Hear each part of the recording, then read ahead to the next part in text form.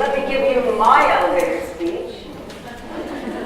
I'm Claudia Dreyfus. I write for the science section of the New York Times, which is one of the last freestanding science sections in an American newspaper, and I hope you read it in paper form every Tuesday.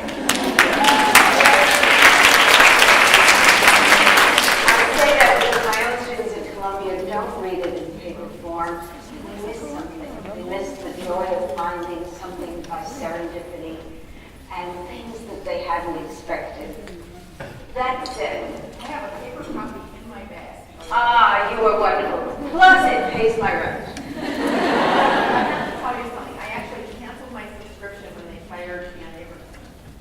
And I made my husband resubscribe. I wanted to make a statement, but I couldn't stand not having New York Times. Okay. Well, it is an honor to meet you, and I am so grateful for your truth-telling, because I've been to so many of these conferences, and people sometimes fudge the truth on this particular issue. There's a desire not to say out front what's really happening. So I'd like to first of all ask, in all these years that you've been advocating and pioneering for the inclusion of women in science, and let me add that I'm an old-timey second-wave feminist, active from the 60s on, and when I came to writing about science, which is only about 15 years ago, I was stunned by how backwards the women in science were compared to women elsewhere in society. It was like 30 years behind everyone else. So, as an advocate, what have you seen? What do you think is the most formidable barrier to women achieving their dreams and equality in your field? Yeah. So it's interesting. I'm sort of in two fields. I'm at the intersection of physics and astronomy. And what's fascinating to me is those fields have exactly the same skill set requirement. You know, you have to be good at math, you have to be good at computing. But astronomy has twice as many women as physics does. Physics is way behind. So I look at that and I say it can only be the culture of each field. And it seems to me, over 30 years I've thought about this, that fields in which people think they're the smartest people on the planet or the most important or whatever, those are the fields with the fewest women. So if you look at medicine, for example, when I was a youngster, 10% of medical students were women. Now it's over 50%. Medical schools have completely diversified, except for specialty. You look at the most prestigious specialties, cardiology, surgery, neuroscience, those are dominated by men. And physics, you know, physicists, I have to tell you, are there any in the audience? Yeah, okay. An economist once told me how economists are like physicists. That we all think we're the smartest person on the planet. We think there's no problem we cannot solve. And we think no problem has been solved until we solve it. And I have to say, that really sounded like what physics is like. So I think the hardest thing is that the physicists imagine their field is as good as it can possibly be. And anything you do differently is going to dumb it down. So for example, if your hiring and promotion practices have left a department with 0 women, which is what Yale's physics department had when I showed up, about 0 women faculty out of some 25 faculty. They don't want to change any of their processes or any of their thinking. That's the hardest part. It's really hard to get the male colleagues in power to admit there's anything wrong with what they're doing. I have a theory, sort of the Woody Allen theory about this, that it used to be that women couldn't get certain kind of jobs because women weren't thought of as big enough and strong enough. But intellectual work, there aren't that many physical differences when you're talking about brain work. And that sometimes the men who hold the jobs in these fields where there isn't a real barrier you can point to, and even in the physical world, we now see women winning races and doing phenomenal things that were said 50 years ago were impossible. So even in that, the barriers have fallen, but yet in this area, if you let loose of control, there'll be no more explanations for what is. What do you think of that theory, or am I just spinning wheels? No, it's I think people fit the facts to they find the facts that support their theory, right? Rather than actually, a scientist should, looking at the data and making inferences from the data.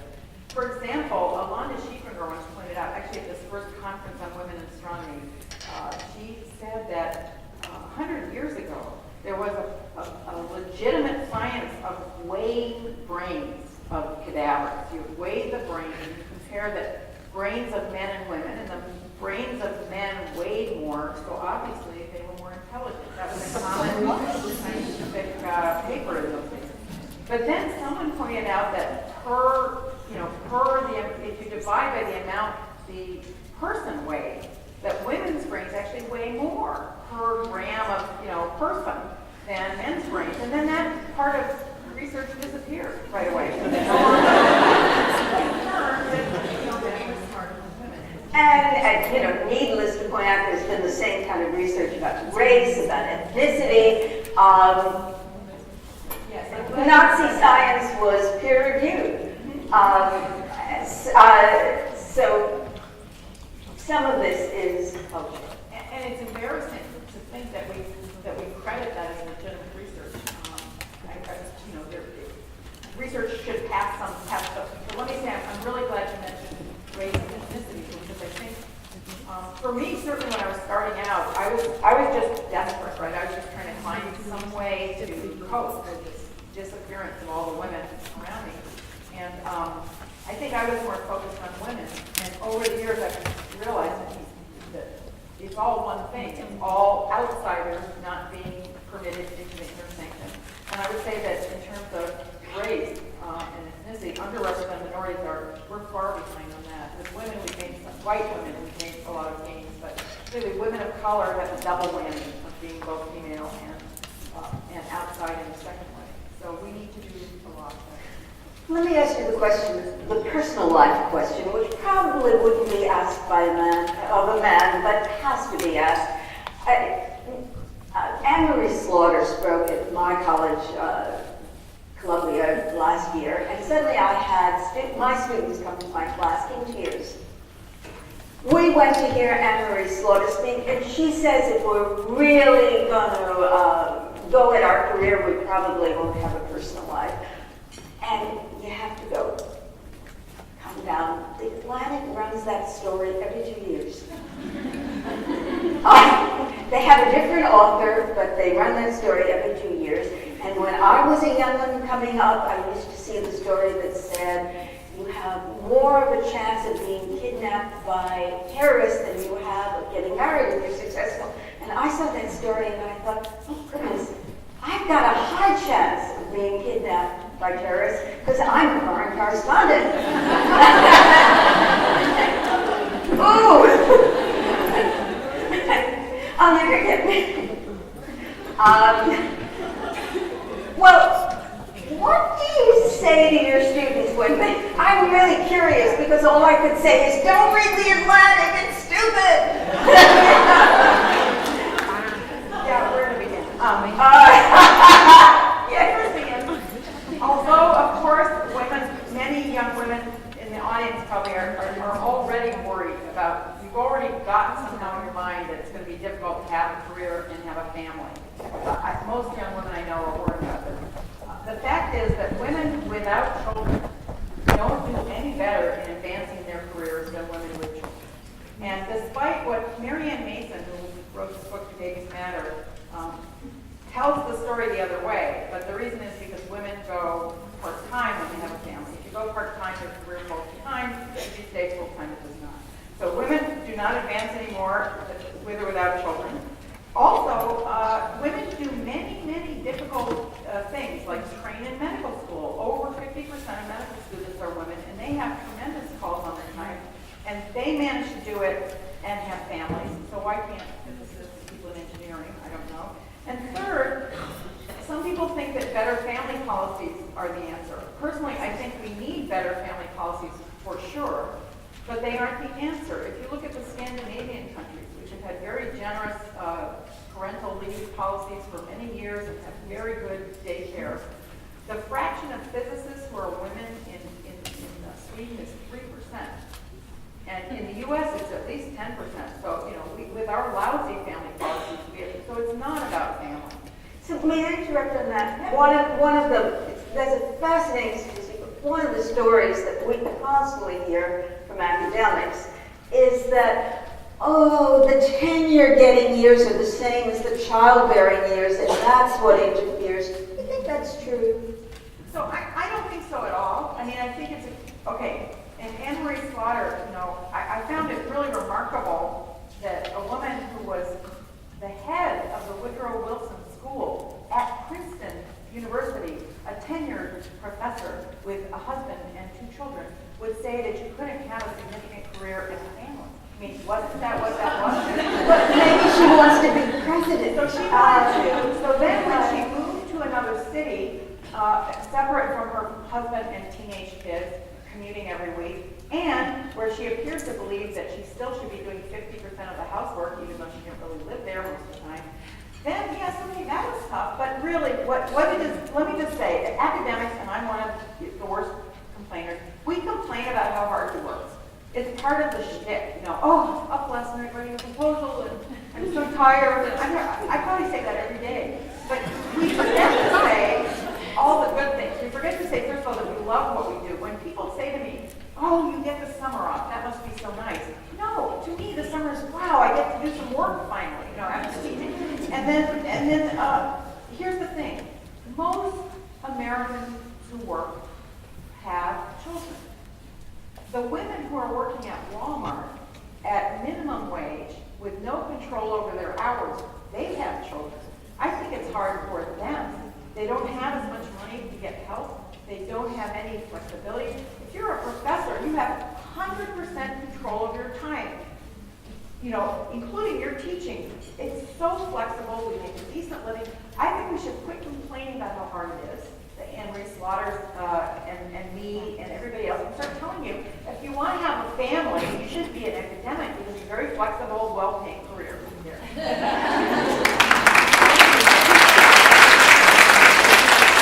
And remember when I was a kid coming up, I used to be told, being a teacher, that's a good profession for a girl because you can have a family. But when it comes to being a well-paid professor, you can't do that and have a family too because the tenure years and the childbearing years coincide.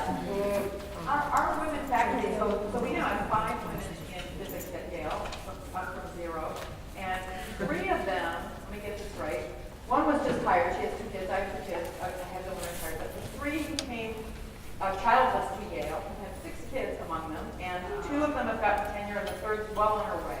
And by the way, at the same time, there are 5 young men in the department who had children and who took the same parental leave. If you ask my colleagues, they only mention the women's parental leave and how it comes down on their teaching. They don't forget that these guys are doing the same thing. Anyway, I'm just saying, it's quite possible. So, let me ask you about some terms that are really laden with heavy weight. Affirmative action and feminism. I recently interviewed the winner of this year's Lasker Prize, the biologist Mary Claire King, who discovered the breast cancer gene. Now, mind you, she hasn't won a Nobel Prize, which I find very interesting. But she told me that if it hadn't been for the affirmative action requirement, that a woman being interviewed for an important job, a key job that she went for in the 70s, she wouldn't have even been interviewed. And she says very proudly, I'm an affirmative action baby. Why do you think these words are so loaded and so negative? Well, I think women are very reluctant to be given any advantage, and they're told you have an advantage. Where I worked before I came to Yale, there was a vast exodus of women because it was not a good workplace for us. And we all went to super good jobs. I came to Yale as a full professor,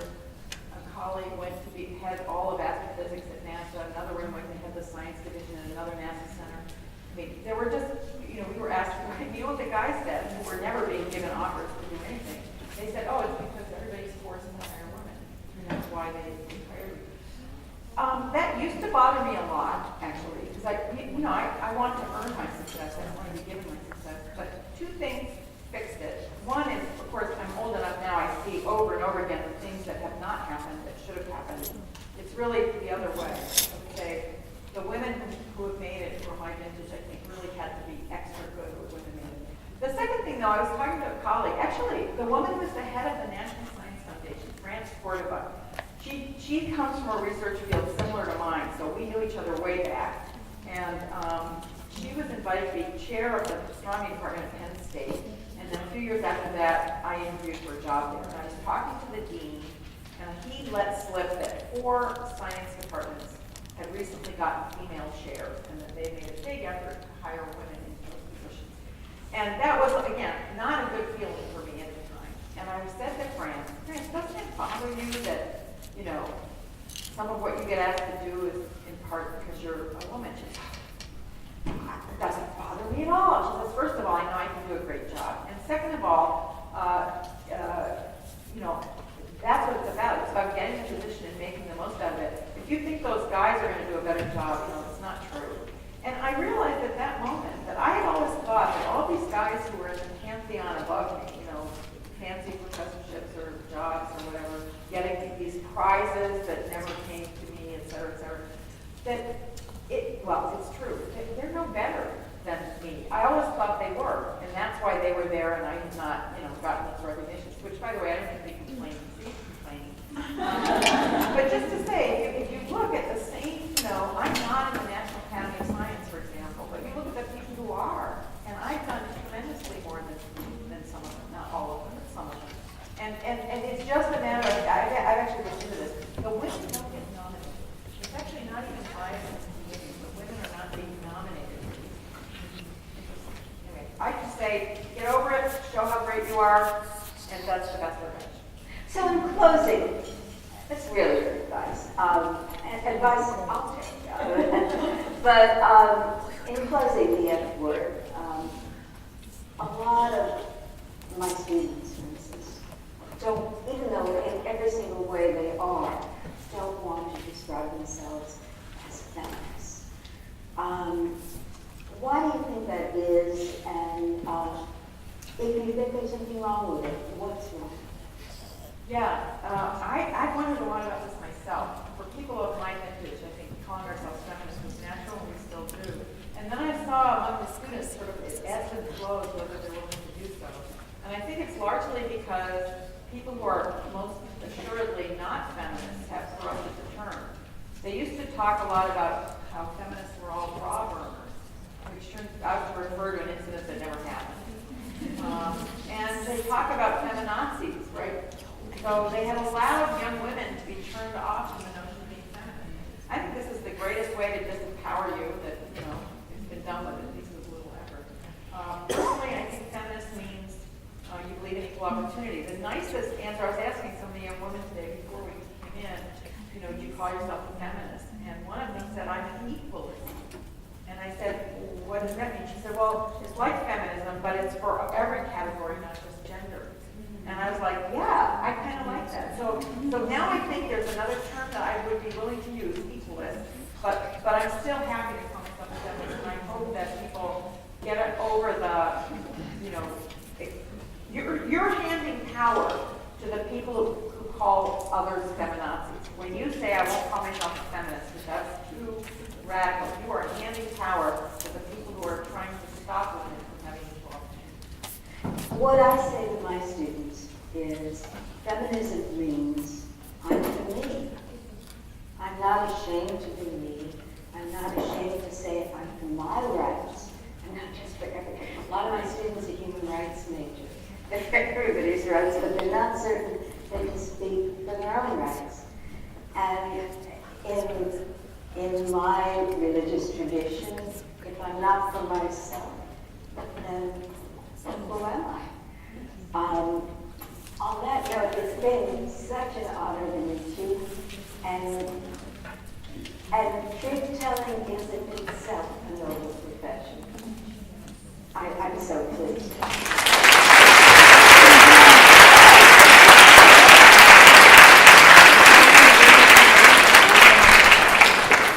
Now we would like to open it up to some questions from the audience, a few questions from the audience. We have the next at least 10 minutes. Oh, absolutely.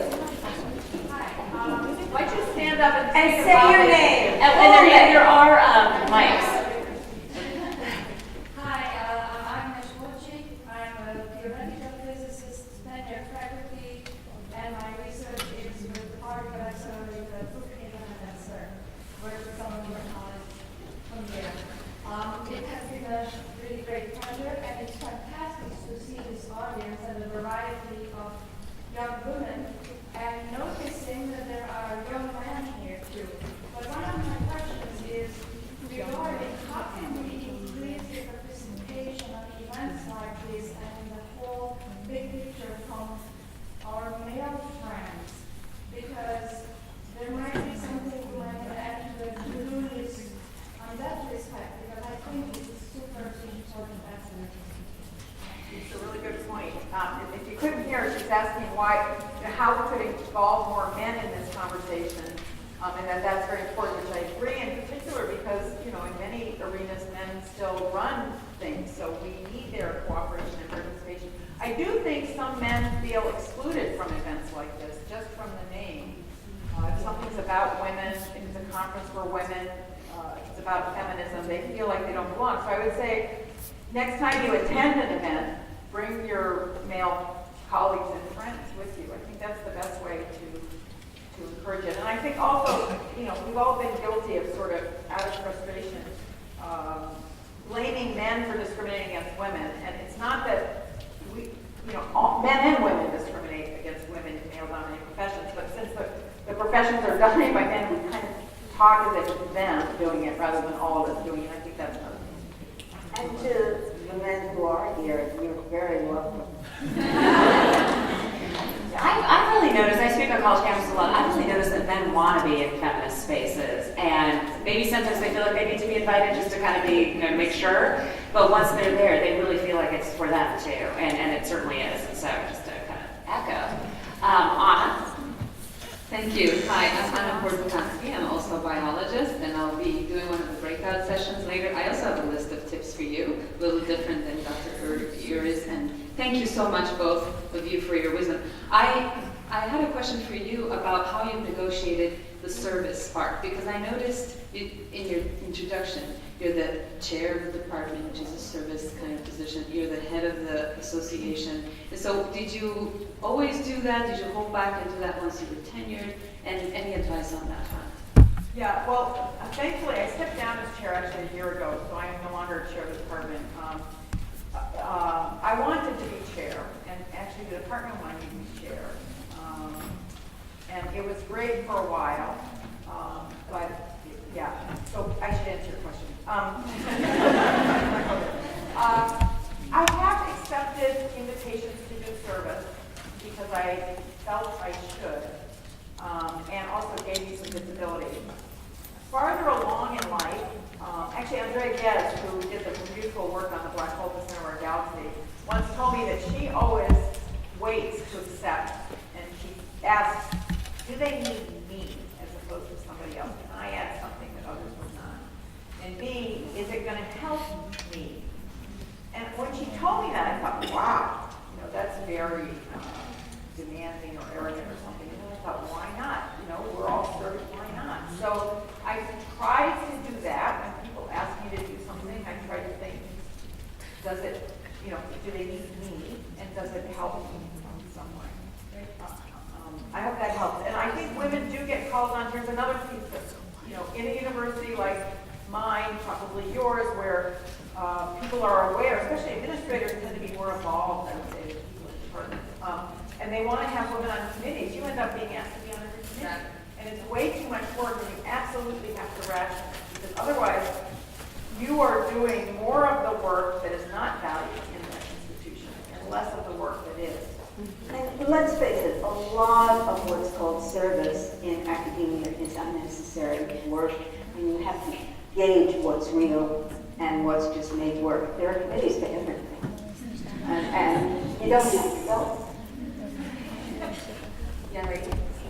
Good morning. My name is Carrie Henry, and I'd like to pursue a career in meteorology. I just want to know, what is your take on women in meteorology? Do you see a lot of them? That's really interesting. So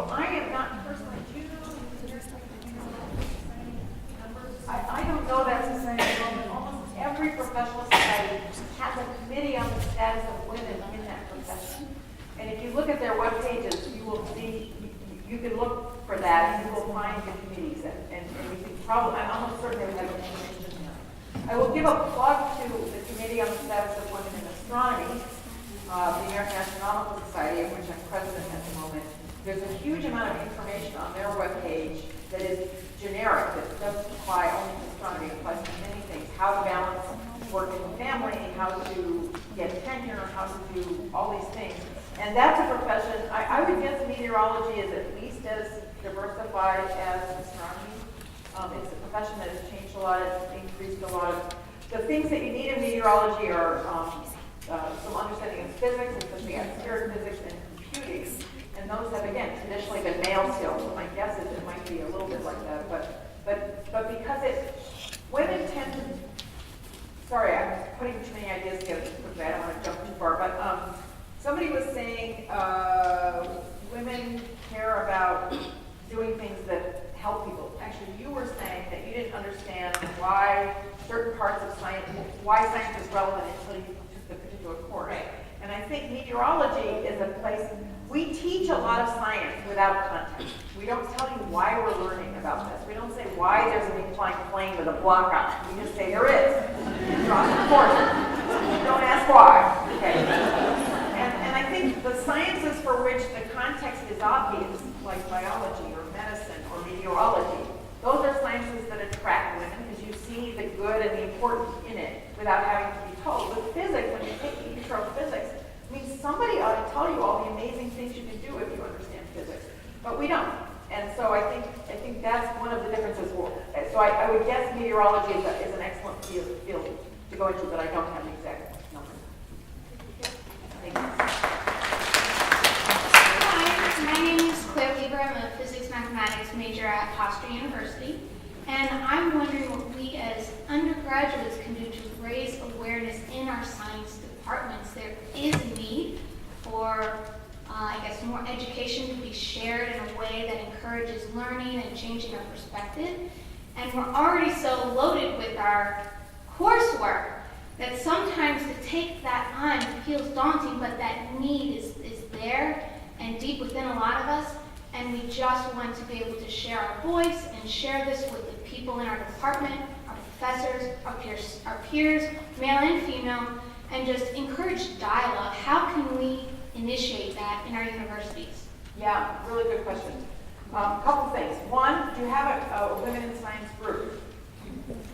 You should, if there are enough of you, you should have one in your department. If there aren't enough of you, then have one across departments. And then ask to meet with the department chairs. And tell them the things that you are concerned about. I mean, any department chair should be eager to get this right.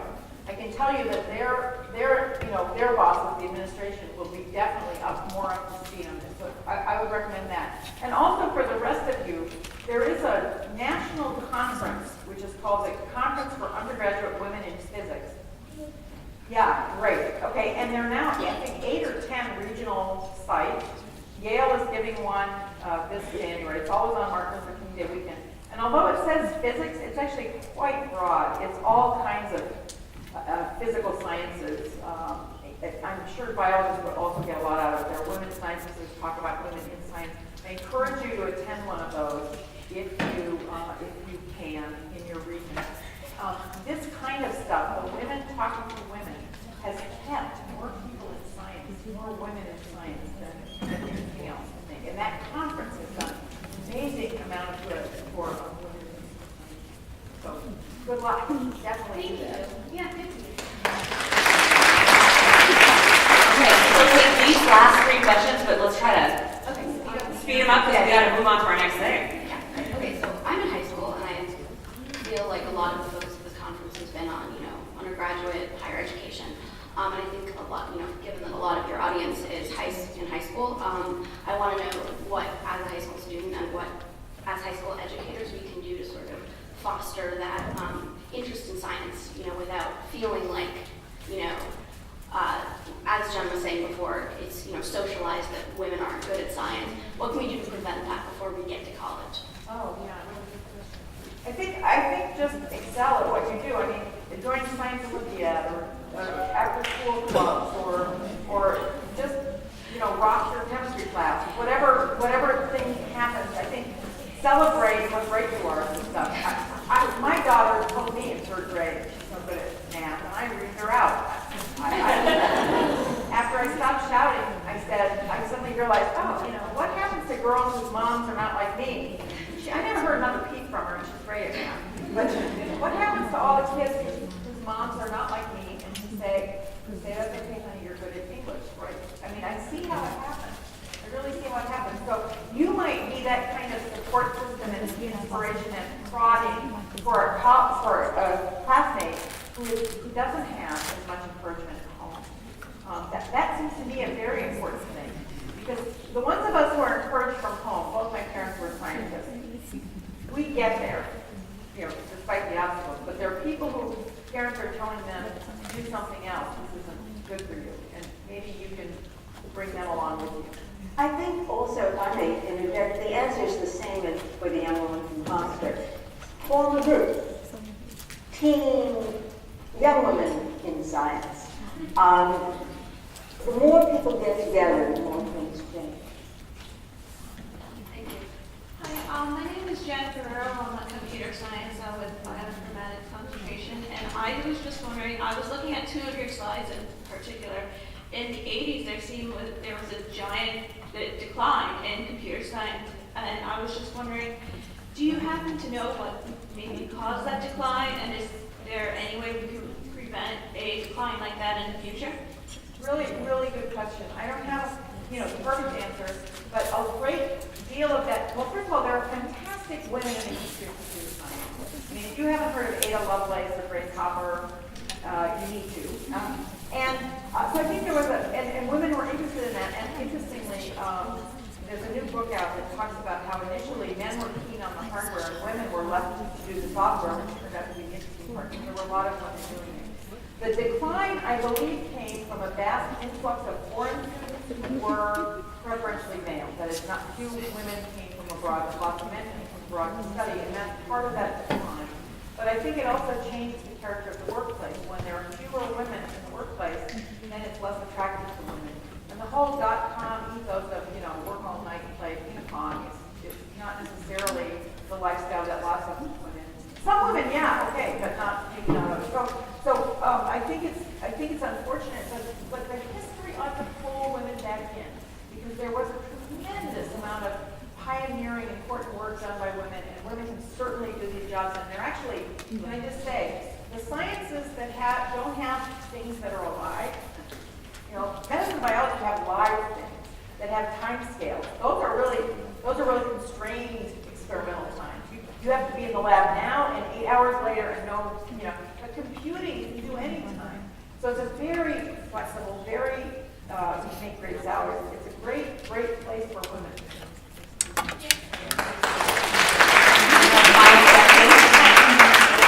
My name is Renata Tariq. I'm a recent graduate in mathematics, and I was wondering about mentorship is something that really interests me, and women being science mentors and reaching out to younger people. Do you think that women who are successful in STEM fields have an obligation to mentor younger women, and if so, what does that look like? I don't know what the answer is. I think it's really, for me, I find it very fulfilling, actually, to mentor younger women. I don't have all the answers, though. And one of the things we find is that, you probably realize this already without having any affiliation yourself. It's easiest to mentor someone who is just like you, because you have a good insight to what they're thinking. You don't know, but you have a better insight. If somebody's really different from you, they have some different background, it's much harder to get. I have the problem when a young woman comes to me and says, I'm not good enough, I'm not smart enough, I don't think I can do this. I don't know what to say, right? On the one hand, what I would have needed is someone saying, of course you can do it, get on with it, right? That wasn't what I would have needed if I said that. But maybe they really just want permission to go do something else, right? So maybe the advice they really are looking for is, sure, go into this other field if that's what. So it's a very tough question. I think we all try to do it, and we'd be better off if we recognize the variety of mindsets people have and realize we don't have all the answers. What I finally did, I used to be really wishy-washy and say you could do this or you could do that. tiny thought is, they're asking lots of other people, and I'm just gonna tell them what I think. And that's the best I can do. But I try to make it clear that it's not a, that I don't have all the answers, right? For people who are on my path, I probably have more answers than not. But nobody has all the answers. Thank you so much. We're going to take a short break and move into the breakout session zone. I want to invite people to come and speak to Dr. Uri or personally if you would like to, and to Claudia Dreyfus, and to me if you want to learn more about the feminist press. My teammates wearing black and name tags can help you following the breakout session. It might be perfect for you. And take a chance at whatever. They're all awesome. So thank you so much.